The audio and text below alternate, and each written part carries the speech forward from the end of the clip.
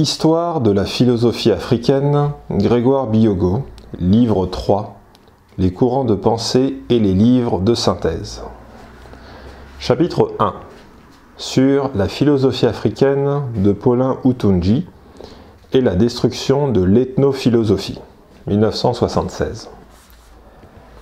Le premier ouvrage, remarquable à bien des égards, est celui du philosophe béninois Paulin Utunji, spécialiste de Husserl et disciple d'Althusser.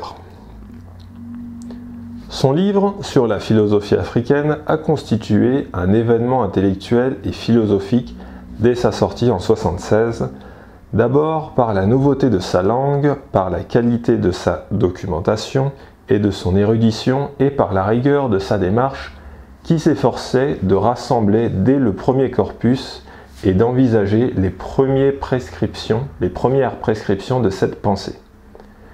En quoi on est en présence d'un texte pionnier dont le double mouvement a été de créer un champ de recherche et de l'élever au rang universitaire, puis de le mettre à l'épreuve d'une grille de lecture althusseriano-husserlienne.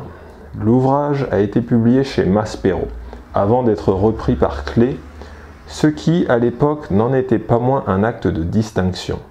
Ce mur de l'accès aux éditions philosophiques tombera définitivement avec Souleymane Bachir Diagne, qui a publié chez Vrin Bidima au PUF. En plus de la patience et de l'exposition de ces objets et de la présentation de ces méthodes, il convient de souligner la clarté pédagogique de sa principale critique, le dévoiement de toute philosophie qui se déroberait à la rigueur de ses traditions et à sa corrélation avec la science, dont l'aboutissement est la double réfutation philosophique et politique de ce discours extraverti qui a pour nom l'ethnophilosophie, sa cible. Aux formulations critiques et philosophiques délimitées à l'Afrique, qu'en font Towa et Eboussi Boulaga, Utunji s'avise d'en étendre la portée, s'élargissant à tous les travaux de l'ethnographie occidentale comme africaine.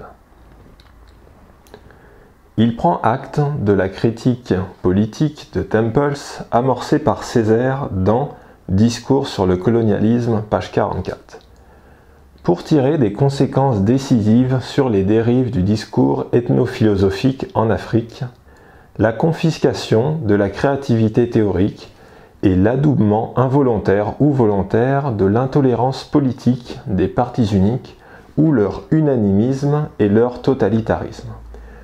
Ouvrage courageux s'il en fut, écrit dans le contexte même de la terreur politique et militarisme du parti marxiste béninois, le livre d'Utunji s'est avisé de ruiner les prétentions philosophiques des penseurs exhumant des visions du monde essentialistes et immuables.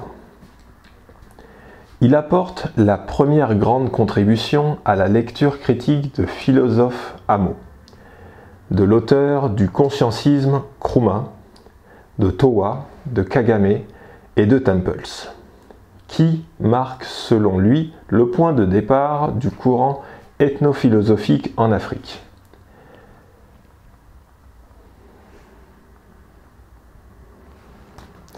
La philosophie bantoue a en effet ouvert la voie à toutes les analyses ultérieures visant à reconstruire, grâce à l'interprétation des coutumes et des traditions, des proverbes, des institutions, bref, de diverses données de la vie culturelle des peuples africains.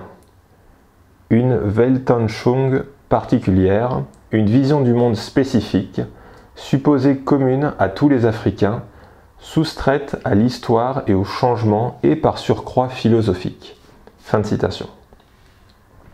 Il prend acte des avancées et des limites de Kagame, de l'œuvre forte de Towa, et signale la figure de Amo avant d'indiquer les chemins de la libération du discours philosophique en Afrique, notamment par le dialogue de la philosophie et de la science et par l'élaboration de sa propre histoire, angle épistémologique tardif qui constituera son principal apport, son examen de l'œuvre de Kant est entamé ici, où il lit une seconde révolution copernicienne. La philosophie se ramènerait avec Utonji au mouvement de l'affrontement permanent de deux principales doctrines inconciliables, le dogmatisme d'une part et de l'autre le scepticisme. Permanente, cette confrontation serait plus ironique que concluante, qui réécrit la philosophie comme l'histoire d'un étrange échec à écrire sa propre histoire. Cet échec est en même temps, convient-il d'ajouter, le ressort qui confère une puissance infinie à son histoire. Celle-ci est en effet l'histoire d'un recommencement permanent, celui de la raison humaine, se questionnant sans cesse et s'ouvrant à la confluence de son exigence formelle et de ses usages pratiques. C'est alors l'occasion d'examiner les œuvres de Platon, Kant, Althusser, Husserl, Marx, Engels, Bachelard. En dépit de la multiplicité de ces objets, la pensée d'Utonji a ceci de particulier qu'elle explore un horizon problématique, unique et sans cesse réinvesti, infiniment redéployé, qui est la réfutation de l'ethnophilosophie, notamment sa prétention à porter le titre de philosophie.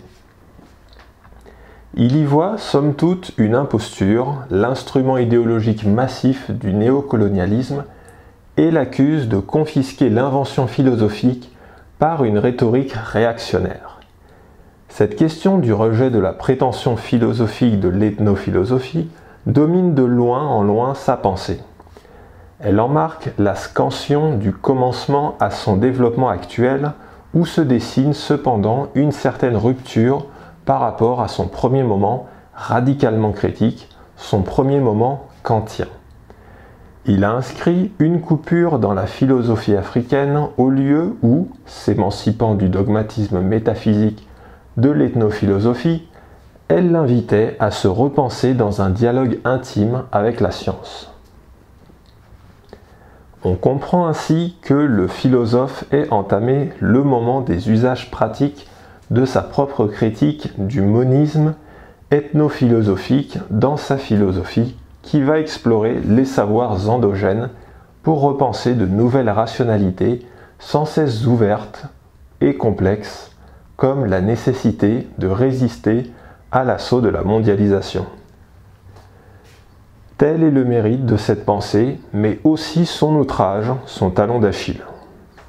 À l'exception des épistémologues comme Diop, Malolo, ou les logiciens comme Bachir Diagne, Bowao, il y a chez Utonji, comme au demeurant chez Temples, Kagame, Towa, Eboussi, Dieng et Bidima, voire les philosophes marxistes, un usage dilaté, extensif et instrumental du concept de science. Sans qu'on sache jamais de quelle science il est question. S'agit-il de la mathématique, de la philosophie ou de la biologie? Si c'était le cas, et quelle mathématiques parlerait-on? De quelle physique et de quelle biologie serait-il question? Rien n'est moins incertain.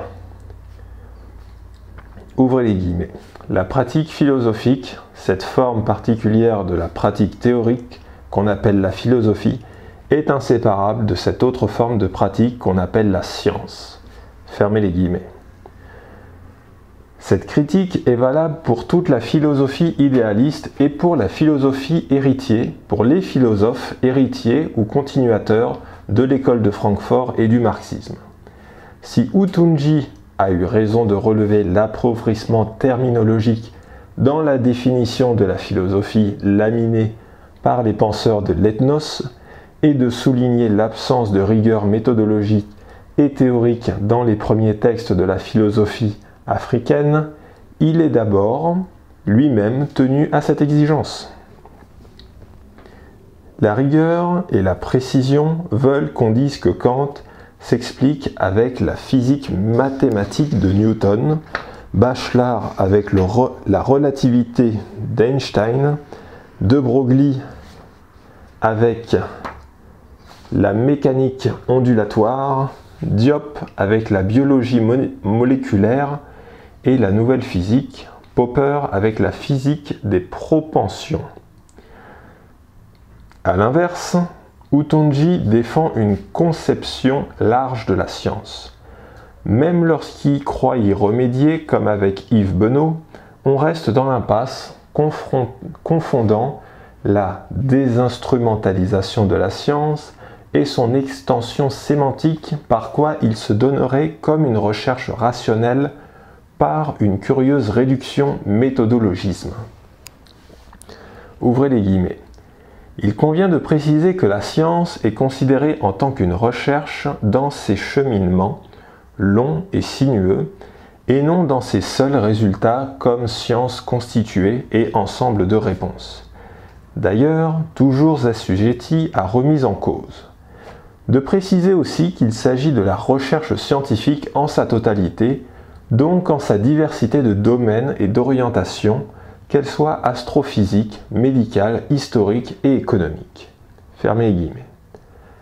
Il y a donc à regretter chez Houtongji l'absence d'une véritable réflexion sur l'état de la science moderne comme l'aurait fait l'auteur de la Crisis, ou au demeurant celle d'une pensée politique qui donne à voir un cheminement cohérent dialectique conduisant par exemple à la participation au débat sur la transition démocratique, la déconstruction du système économique mondial qui tenaille l'Afrique et les pays dits de la périphérie en les maintenant dans l'expropriation et la suggestion continue.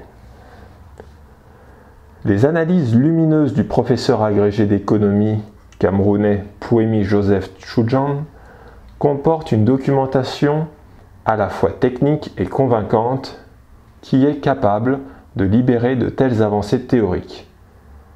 CF, monnaie, servitude et liberté, la répression monétaire de l'Afrique. Cela est vrai aussi pour les travaux les plus récents et non moins lucides du politologue et économiste diopien Nicolas Agbohou, le franc CFA et l'euro contre l'Afrique. Ce livre donne les matériaux opératoires pour une véritable renaissance des économies et des États d'Afrique en s'appuyant sur des méthodes statistiques et des enquêtes. Ces développements dépassent largement l'objet auquel ils sont initialement destinés. Houtongji ne produit aucune pensée précise de la démocratie ni de l'économie, bien qu'il s'y soit timidement essayé dans l'ouvrage qu'il a dirigé, Économie et société au Bénin. Sans doute convient-il aussi de faire observer que le philosophe béninois, à la manière de son maître Althusser, semble récuser le système, la pensée unitaire, la continuité et les développements linéaires. Mais, comme chez l'auteur de Pour Marx, on constate que ces livres se sont bâtis pour l'essentiel en assemblant des articles antérieurement publiés, retouchés et réajustés. Ce qui ne permet pas toujours de déployer le mouvement de l'ensemble du programme qu'on attendrait d'une œuvre moins accidentelle dans sa conception et son évolution. En cela, ce que Bernard-Henri a dit d'Althusser, dont il était lui aussi le disciple admiratif autrefois, avait avant de s'en distancier, vaut quasiment mot pour Houtongji. Ouvrez les guillemets.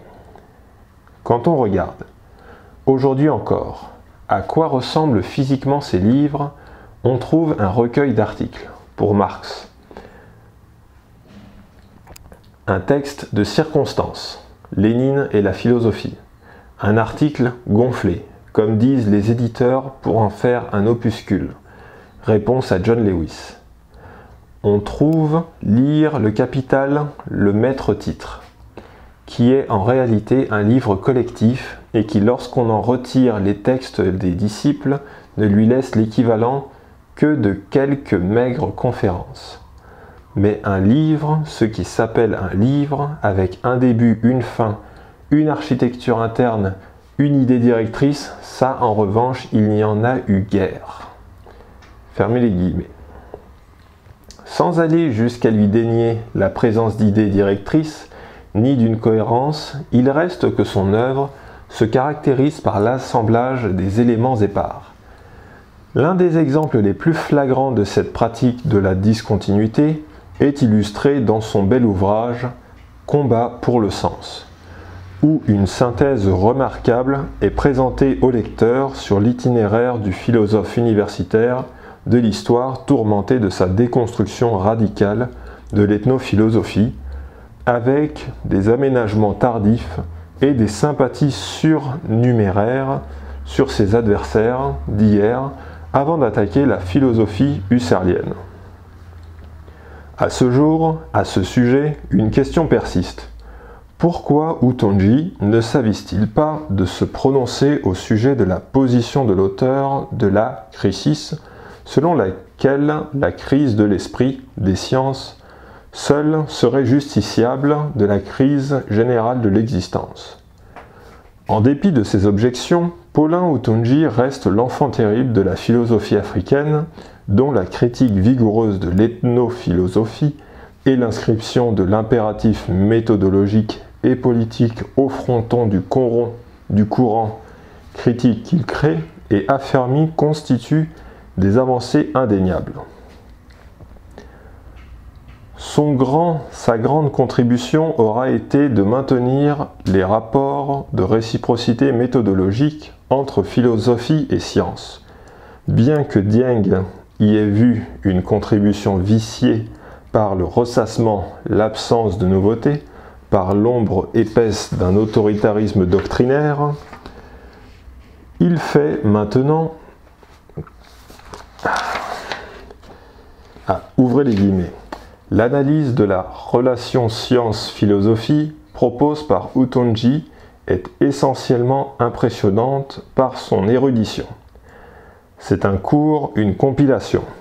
Il agence et présente avec maîtrise des lieux communs sans originalité et surtout dans l'addition d'une contribution quelconque sur le plan de la recherche. Il promène du grand Hippias et du Thétète de Platon à la logique und Kirchenschwungen.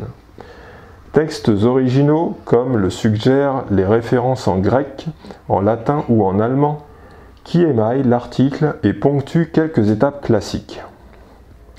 Spinoza, Locke, Descartes, Kant, Hegel, Marx, Husserl, avant d'explorer Bachelard, Derrida, et de déboucher sur Hameau, consacré comme premier philosophe et être théorique africain. Il s'achève sur l'établissement de la liste des penseurs consacrés, philosophes et théoriciens sans guillemets du continent. Les Camerounais, Eboussi Boulaga, Martien Toa, Njo Mwel, le Ghanéen Wiredou, le Kenyan Odera, et en particulier lui-même Utonji. Fin de citation. Il faut maintenant souhaiter voir chez ce philosophe des livres instruisant un développement plus patient de sa théorie scientifique, avec une historicité dégagée de celle de la philosophie occidentale, et une analyse politique attentive à l'évolution démocratique de l'Afrique et de notre époque, afin de donner un renouvellement à l'ensemble de sa philosophie, comme cela est amorcé dans « Combat pour le sens ».